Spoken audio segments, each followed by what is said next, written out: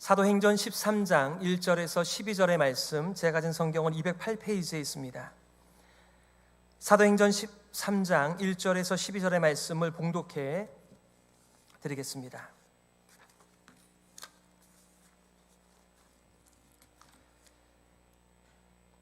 안디옥 교회에 선지자들과 교사들이 있으니 곧 바나바와 니게르라 하는 시므온과 쿠레네 사람 루기오와 분봉왕 헤롯의 젖동생 마나엔과 미 사울이라.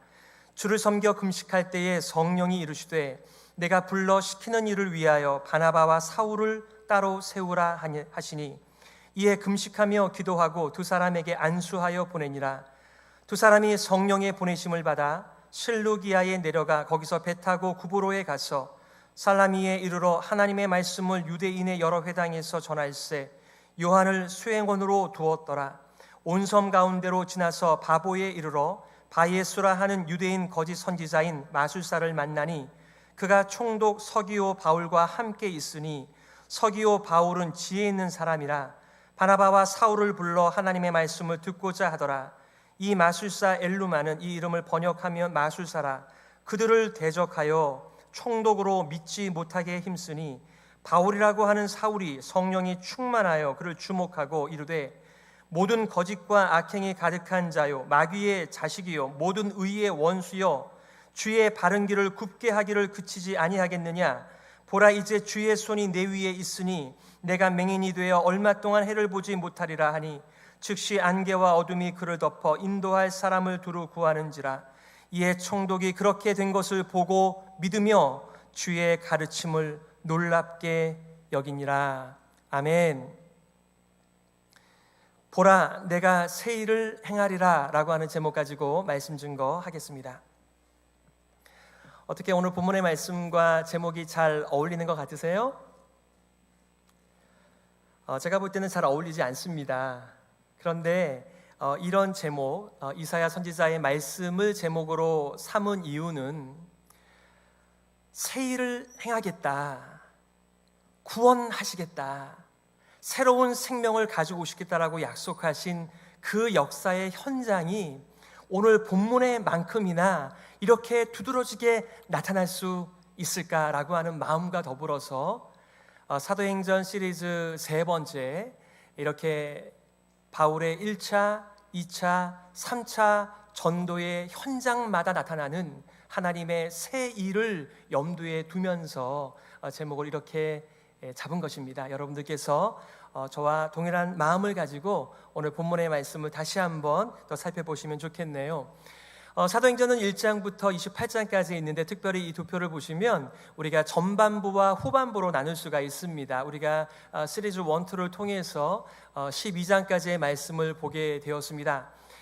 사도행전 1장 8절의 말씀처럼 오직 성령이 너희에게 임하시면 너희가 권능을 받고 예루살렘 온 유대 사마리아 땅끝까지 이르러 내 증인이 되리라고 약속하셨는데, 우리는 계속해서 그 현장을 보았습니다.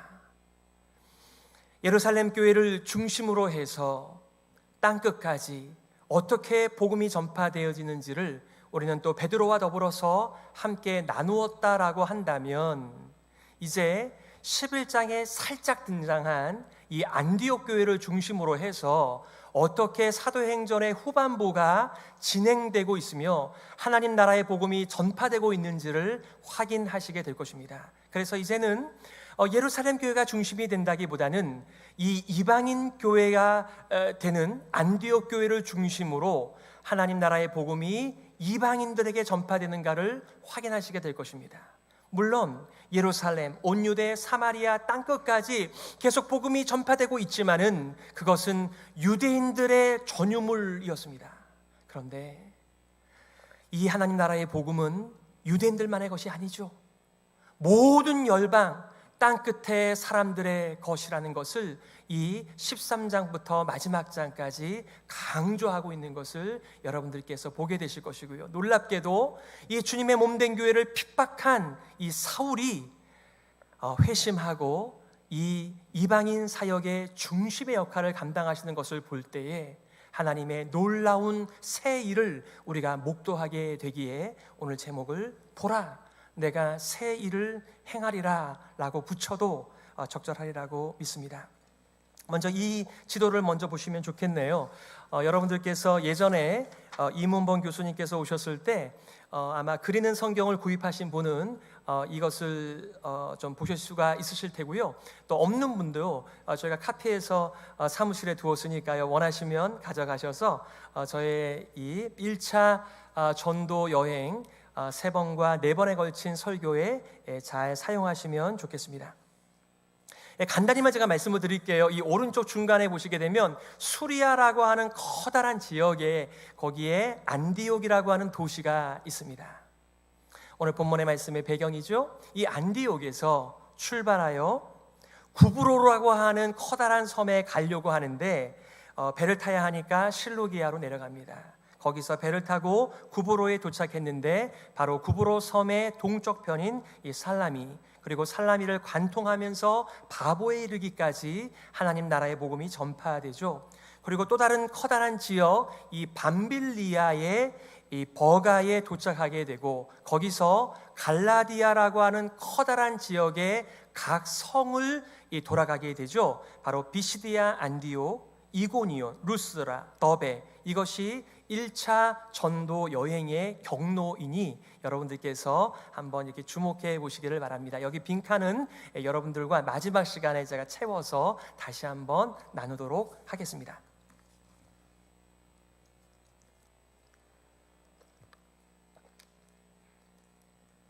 오늘 내용적으로 여러분들과 2가지를 나누려고 합니다. 첫 번째는 새 일을 위하여 일꾼을 세우시는 성령 하나님이십니다. 두 번째는 새 일을 위하여 일꾼을 파송하시는 성령 하나님이십니다. 자, 첫 번째로 새 일을 위하여 일꾼을 세우시는 성령 하나님을 우리 1절을 먼저 보시도록 하죠. 안디옥 교회에 선지자들과 교사들이 있으니 곧 바나바와 니게르라 하는 시므온과 구레네 사람 루기오와 분봉왕 헤롯의 젖동생 마나엔과 및 사울이라. 여기 보니까 안디옥 교회를 든든히 세우는 교사요, 또 하나님의 뜻을 밝혀서 양육하는 선지자 역할을 감당하는 5명의 지도자의 이름이 나옵니다. 바나바와 사울이었습니다. 시므온, 루기오, 마나엔이었습니다. 라틴어로 니게르라고 하는 말의 뜻이 검은 자라고 하는 뜻이 있어서 학자들은 아마도 시므온이 흑인이었을 것이다 이렇게 추측을 합니다.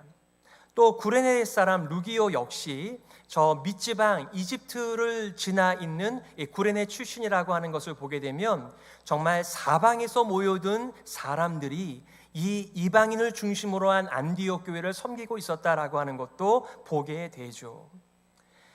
헤롯의 친동생은 아니었겠습니다만 이 마나엔을 소개할 때 헤롯의 젖동생이라고 말을 하는 것을 보면 아마 이 사람은 왕실의 배경이 있는 신분이 높은 자가 아니었을까 이렇게 추측을 하기도 하죠.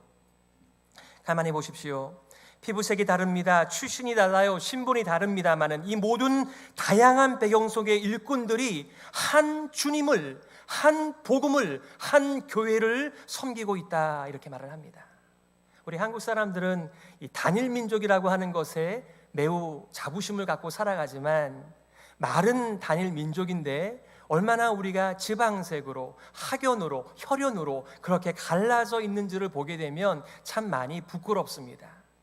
더 나아가 우리가 한 성령으로 말미암아 한 주님을 섬김에 있어서도 이 세상의 다양한 배경들이 걸림돌이 된다라고 한다면 그건 역시 우리들에게 부끄러움이 되는 것 같습니다. 오늘 본문의 말씀에서는 바로 성령 하나님의 역사로 여러분 성령 하나님께서 오순절날 강림하였을 때 그들이 여러 곳에서 온 사람들이지만 같은 복음을 들었습니다. 그때 사람들이 술 취했다라고 얘기할 때 베드로가 무엇이라고 말을 합니까? 이것은 요엘 선지자를 통하여 주신 그 말씀의 성취의 현장이라고 말씀하시지 않습니까? 나이나 종족이나 성별이나 계급과 상관없이 모든 성도들이 하나님의 영으로 가득 찬 이 아름다운 세상에 대하여 선포한 메시지죠. 물론 이 세상에 있는 로컬 처치가 아름다워 봐야 얼마만큼 아름다울까요?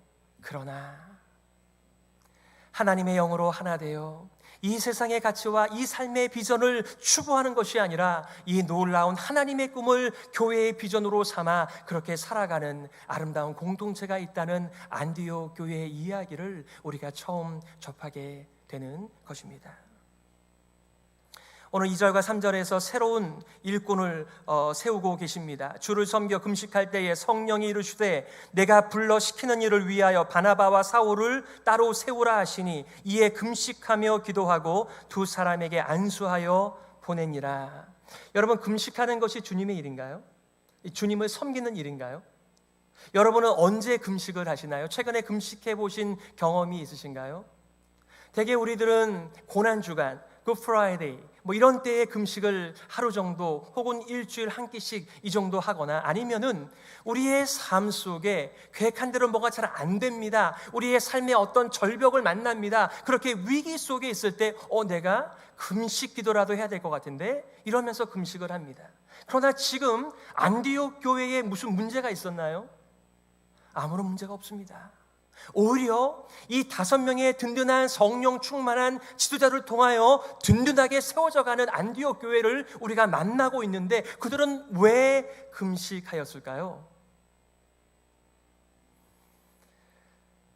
우리의 교회 가운데 금식이 전달될 때 많은 모양의 변질된 모습들도 우리가 깨닫게 되는 것 같습니다. 이 5명의 하나님의 지도자들은 금식을 하면서 하나님의 뜻을 간구하였다라고 말씀하고 있습니다. 어떻게 보면은 사울과 바나바의 파송처럼만 보이지만 이것은 성령님의 파송이었고 5명 지도자가 다 함께 이 하나님의 뜻에 순종했을 뿐만 아니라 그리고 안디옥 교회 모든 성도들의 파송이었으며 성령께 순종하는 하나됨의 역사였다. 이렇게 보는 것이 오늘 평면적 성경에 대한 입체적인 이해라고 생각이 듭니다.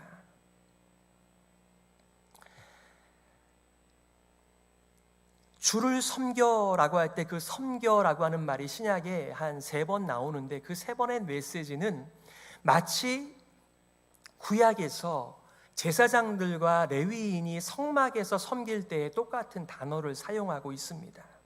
예를 들면 로마서 15장 27절이나 히브리서 10장 11절, 특별히 히브리서 10장 11절은 이렇게 말을 하죠. 제사장마다 매일 서서 섬기며 라고 할 때 그 섬긴다는 말이 금식으로 섬겼다라고 하는 말과 동일한 말입니다. 하나님의 뜻을 분별하고 깨달은 하나님의 말씀께 순종하는 것이야말로 주님을 섬기는 일이라고 오늘 본문이 말을 해주고 있죠. 예수님께서는요, 제자들에게 이렇게 말씀하셨습니다. 추수할 것은 많되 일꾼이 적으니 그러므로 추수하는 주인에게 청하여 추수하는 일꾼들을 보내어 주소서 하라. 여러분, 이렇게 일꾼을 위하여 기도하는 사람들은 어떻게 살아갈까요? 우리가 임직자를 세울 때, 직분자를 세울 때 교회가 시험 들지 않게 해주세요, 하나님께서 생각하신 그런 일꾼들이 뽑히게 하여 주세요라고 때로는 기도하고 합심 기도하고 금식을 하는 경우는 많이 있습니다. 그런데 정말로 희어진 세상을 보고 복음을 전파할 일꾼들을 염두에 두면서 하나님, 일꾼을 보내어 주소서라고 기도하는 사람은 어떠한 생각과 어떠한 가치관과 삶의 방식으로 인생을 살아갈까요? 오늘 보니까 일꾼을 보내어 주소서라고 기도하는데 보니까 그 일꾼들이 이미 다 일꾼들입니다. 하나님의 뜻에 대하여 잘 알지 못한 채 자신의 인생을 세상에 취하여 살아가는 사람들은 하나님의 일꾼으로 인생을 살아갈 수 없죠. 그런데 하나님께서 따로 세우셔서 하나님의 새로운 일을 보여주시는 그 일을 감당하는 일꾼은 이전에도 일꾼이었습니다. 교회도 보세요. 결국 직분자들이 또 다른 일을 맡아서 그 일을 감당합니다. 어떤 사람들은 이 세상의 경영 방식대로 이 파레토의 법칙을 얘기하죠. 80%, 20%. 항상 20%가 80%를 인도하고 먹여 살리는 것 아닌가? 교회도 마찬가지다. 20%의 직분자들이 있으면 교회가 굴러가는 거 아니야? 물론 교회는 굴러갈 수 있겠죠. 그러나 온전한 하나님께서 기뻐하시는 교회라고 말할 수 있을까요? 예수 그리스도가 머리가 되시는 성령님의 인도를 따라서 예수 그리스도를 우리의 삶의 중심에 놓고 그분에게 순종하는 사람들을 통하여 교회가 든든히 세워져 가는 것이 아닌가요? 20명의 헌신된 사람이 아닌 모든 사람들이 예수 그리스도의 지체가 되고 한 몸이 돼서 주님의 뜻을 따르고 살아가는 삶을 하나님께서는 교회의 작동 원리로 주신 것입니다. 충신대학원의 유상섭 교수는 금식을 통한 섬김에 대하여 이렇게 말을 한 적이 있습니다. 개인이든 교회든 일이 꼬이고 앞길이 막막할 때야 비로소 정신을 바짝 차리고 기도와 금식에 전념하지만은 안디옥의 5명의 지도자는 그렇지 않았다. 금식을 통하여 교회를 향하신 하나님의 놀라운 뜻과 계획을 확인한다. 교회에서 어떤 일을 하기 전에 많은 의논들을 합니다만 그 의논들이 하나가 되는 법은 결국 없습니다. 그러나 나의 뜻을 성령님께 맞추면서 그렇게 나를 내려놓을 때 한 마음으로 성령님께 민감하고 깨어 있어서 그 말씀에 순종하는 삶을 살 수 있게 되는 것이죠. 그런 면에서 보게 되면 이 금식이라고 하는 여러 가지 기능들 가운데 금식은 성령님께 깨어 있으며 민감하게 만드는 그런 역할을 하는구나라고 하는 것을 알게 되죠. 여러분, 우리가 아침에 일어나려면 알람을 해두고 일어납니다. 그런데 우리의 영혼이 깨어나려면 무엇이 필요할까요? 어떤 사람이 필요할까요? 여러분 주변에 여러분의 영혼을 흔들어 깨우면서 성령님께 민감하고 성령님께서 가르쳐 주신 하나님의 뜻에 순종할 수 있도록 여러분을 깨우는 믿음의 동역자들이 계신가요? 우리가 만약에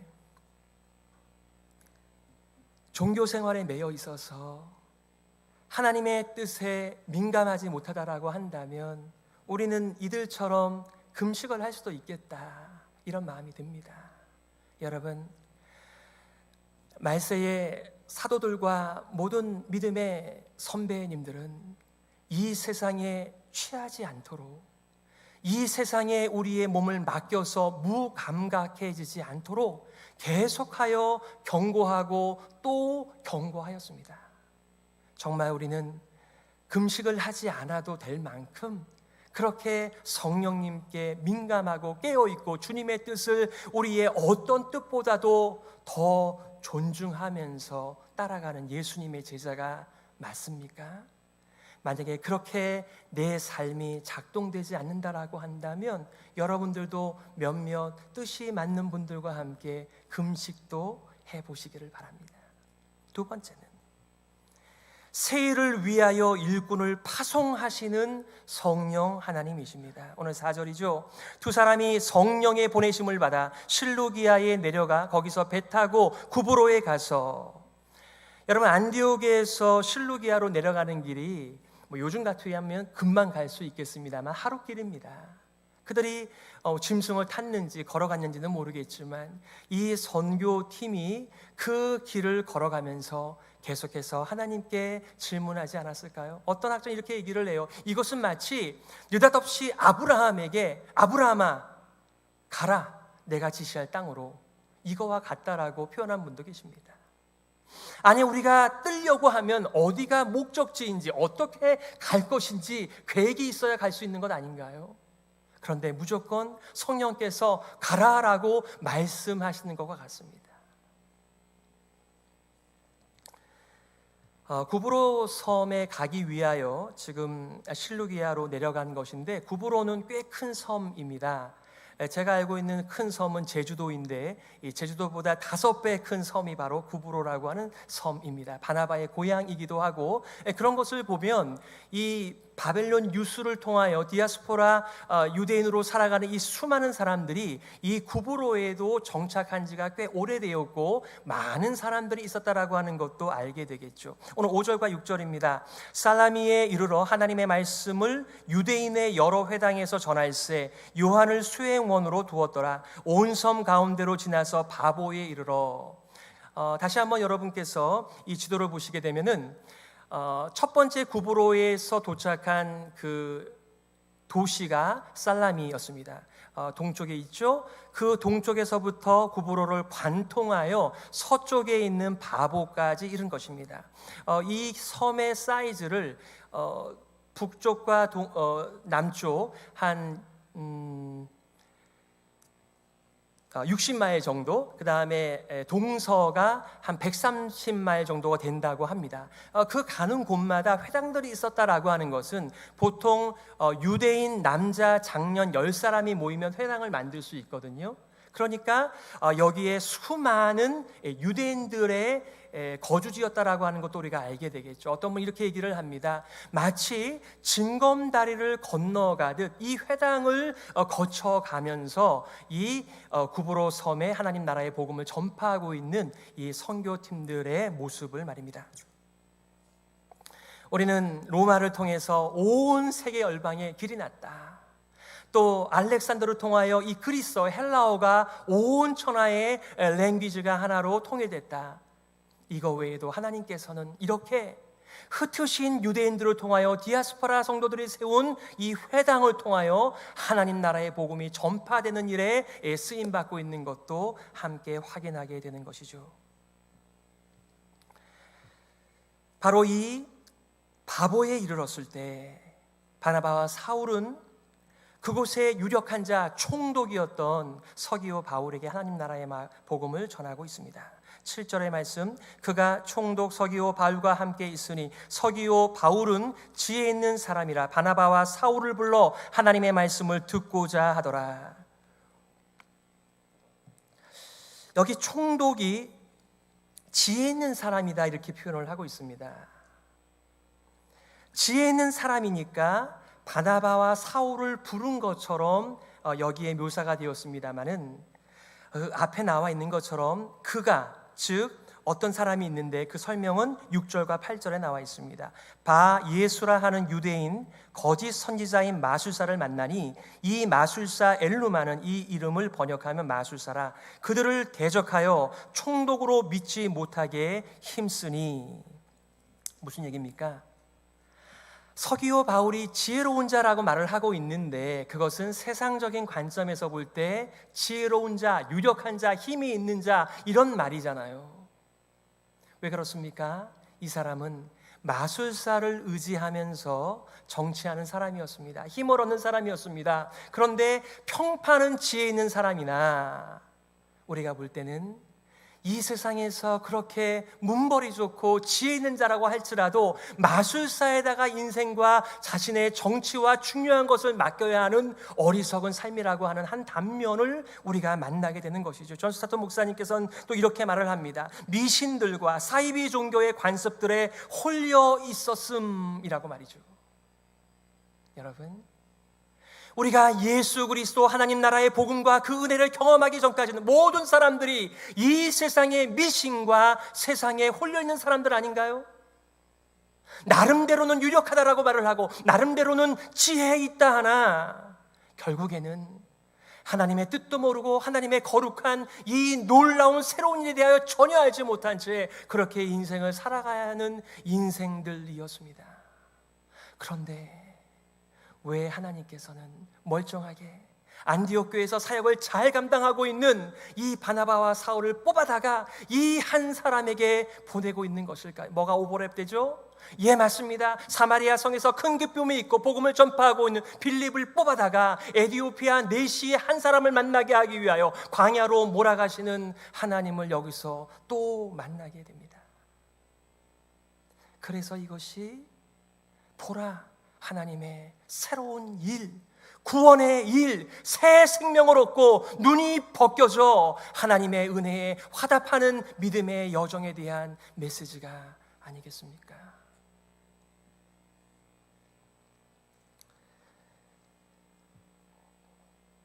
우리가 복음을 전할 때 아무런 일이 일어나지 않으면 이상한 것입니다. 복음을 전할 때 제가 기다렸던 복음입니다 라고 받아들이는 사람을 만나면 특별한 일을 경험한 것입니다. 대부분은 이 하나님의 일을 믿지 못하게 하는 수많은 대적들이 우리 앞에 놓여 있다는 것을 여러분 아십니까? 그래서 우리의 성공한 몇 번의 경험이나 우리의 실력이나 우리의 말주변이 아닌 성령의 능력을 의지하고 이 놀라운 하나님의 새로운 일에 우리의 인생을 의탁하고 나가며 인생을 살아가는 것이죠.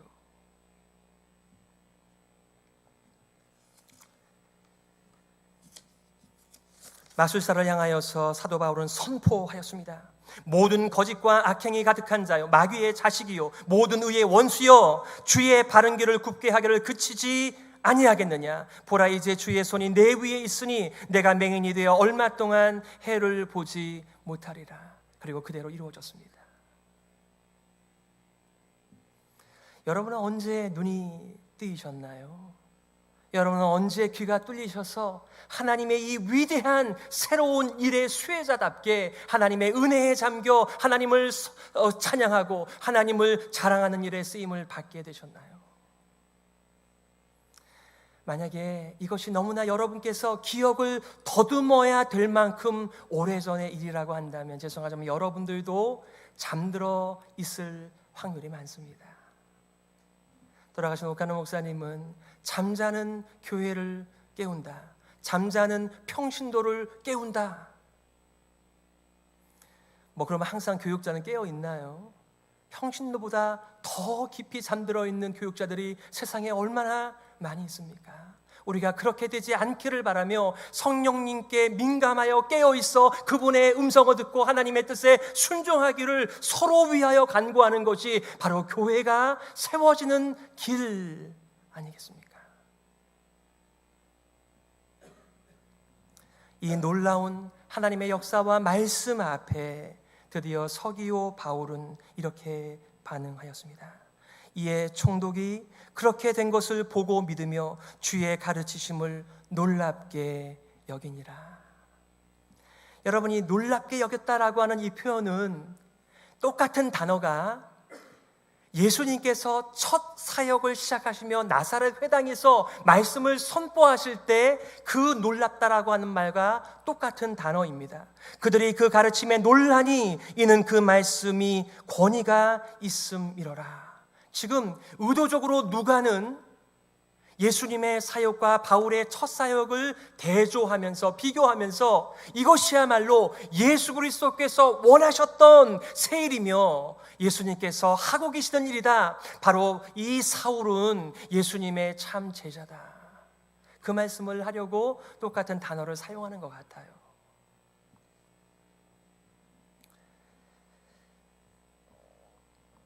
이 사람이야말로 유대교의 배경이 전혀 없는 최초의 완전한 이방인 서기오 바울이었습니다.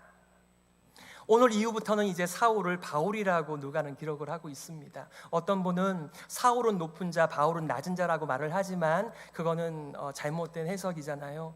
사울은 히브리어이고 바울은 어떤 분은 헬라어라고 말을 하기도 하고 어떤 분은 라틴어라고도 말을 하기도 합니다. 그가 높은 자였다가 예수님을 만나 겸손한 자가 된 것이라기보다는 우리가 마치 미국에 살면서 한국 이름도 사용하고 또 영어 이름도 사용하는 것처럼 두 가지 이름을 같이 사용하는데 여기까지는 오늘 또 바울이 나오니까 더 구별하기 위하여 사울이라고 말을 하는 것 같아요. 그 이후부터는 계속해서 이제는 바울이라고 호칭하고 있는 것도 우리가 주목하게 되는 것이죠. 사랑하는 성도 여러분, 새롭게 여는 이방인의 사역의 첫 단추를 꿰는 중요한 자리입니다. 이것은 인생의 아이디어가 절대 아니었습니다. 누가 구브로에 가서 누가 바보에 가서 이 로마의 총독을 전도할 것을 생각이나 했겠습니까? 언제나 복음의 사역은 사람의 아이디어가 아니라 성령 하나님의 아이디어입니다. 그래서 우리가 이 성령 하나님께 깨어 있어서 우리의 마음이 하나님 나라의 복음을 전파하며 하나님께서 행하신 이 놀라운 구원의 일에 우리가 쓰임받기를 그렇게 고대하면서 나의 남은 인생을 계획하며 살아가는 것입니다. 여러분, 우리가 좋은 일이 됐건 나쁜 일이 됐건 하다 보면 골이 납니다. 그래서 내가 원하든 원하지 않든지 간에 그 길을 걸어가며 그 길을 생각하고 있는 내 자신을 바라봅니다. 그래서 성경은 끊임없이 너희가 이 세대를 본받지 말고 오직 하나님의 선하시고 기뻐하시고 온전하신 뜻이 무엇인지 분별하며 살 것을 우리들에게 말씀하고 있죠. 어떠세요? 여러분의 요즘은 하나님께 대하여, 성령님께 대하여 민감하고 그분의 음성을 들으면서 여러분의 인생을 그 위에 올려놓고 사시는 것인지, 아니면 그동안 살아왔던 대로 살아가고 계시는지를 분별해 보시기를 바랍니다. 오늘 말씀을 정리하면서 여러분들과 이 말씀을 나누고 싶습니다. 그 유명한 선지자 이사야의 예언이죠. 이사야 43장 19절입니다. 보라, 내가 새 일을 행하리니 이제 나타낼 것이라. 너희가 그것을 알지 못하겠느냐? 반드시 내가 광야의 길을, 사막의 강을 내리니. 여러분, 왜 광야가 됩니까? 길이 없기 때문에 광야가 되는 것입니다. 왜 사막이 되는 것입니까? 생명수가 없기 때문에 사막이 되는 것입니다. 그런데 하나님께서는 옛날에 출애굽시킨 그 방법이 아닌 완전히 새로운 방법으로 이스라엘 백성들 뿐만 아니라 온 세계 열방과 땅끝을 구원하시겠다라고 이 새 일을 행하신다라는 선포를 하고 계시는 것입니다. 하나님께서는 광야에 새로운 길을 창조하시고 사막에다가 생명의 강을 하나님께서 친히 제공하심으로 말미암아 그 생수의 강에서 영원한 생수를 마시며 살아가는 새로운 백성들을 만드시겠다, 이 선포입니다. 우리는 그 현장을 목도한 것이죠.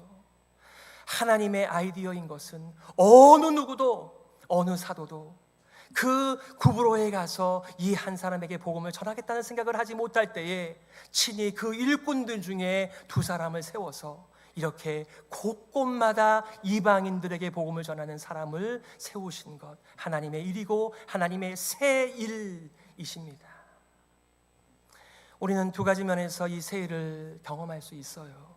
내 자신을 진지하게 바라보는 것이죠.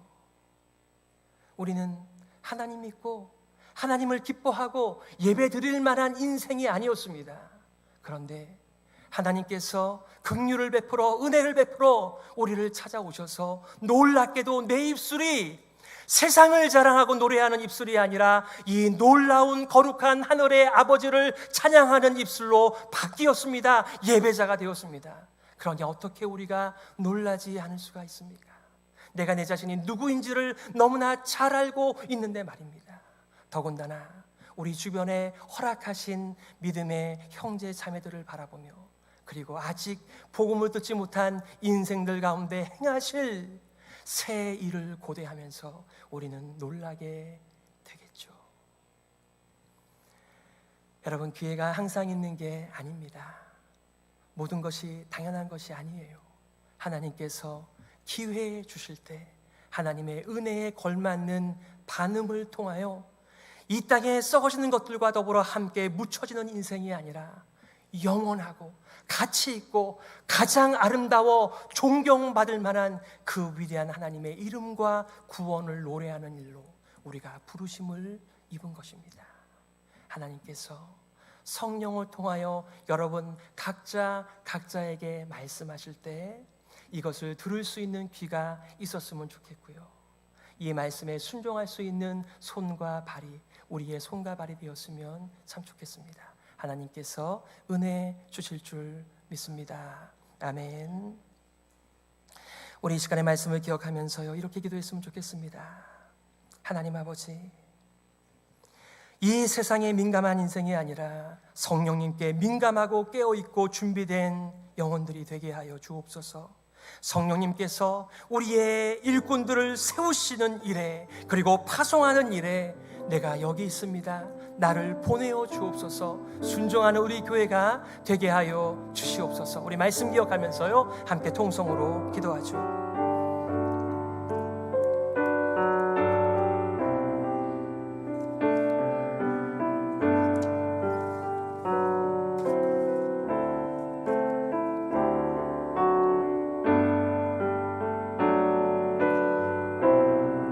하나님 아버지, 우리가 얼마나 무지한 인생이었습니까? 앞뒤를 가리지 못하는 막대기와 같은 인생들이었습니다. 그저 세상이 전부인 줄만 알고 우리의 모든 인생을 쏟아부었던 무지한, 그리고 세상에 몰두하는 취해 있는 눈먼 사람들이었습니다. 하나님께서 찾아오셨습니다. 우리를 만져주셨습니다. 우리를 불러주셨습니다. 이제는 하나님의 그 위대한 이름을 찬양하는 예배자입니다. 하나님 아버지께서 은혜를 허락하여 주셔서 말씀할 때 들을 귀가 있는 우리들이 되게 하여 주옵소서. 하나님 참 감사합니다. 정말 마른 막대기와 같이 아무짝에도 쓸모없는 우리 인생들을 불쌍히 여겨주시고 하나님의 긍휼과 사랑과 은혜로 채워주시며 이 자리까지 인도해 주셨습니다.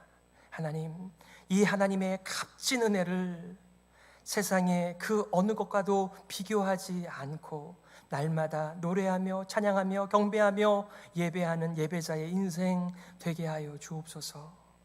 성령께 민감하여 성령께서 우리를 구별하여 세우실 때 순종하는 교회가 되게 하여 주시고 기꺼이 하나님 앞에 쓰임받는, 하나님의 새로운 일에 쓰임받는 교회가 되게 하여 주옵소서. 살아계신 예수 그리스도의 이름으로 기도드리옵나이다. 아멘.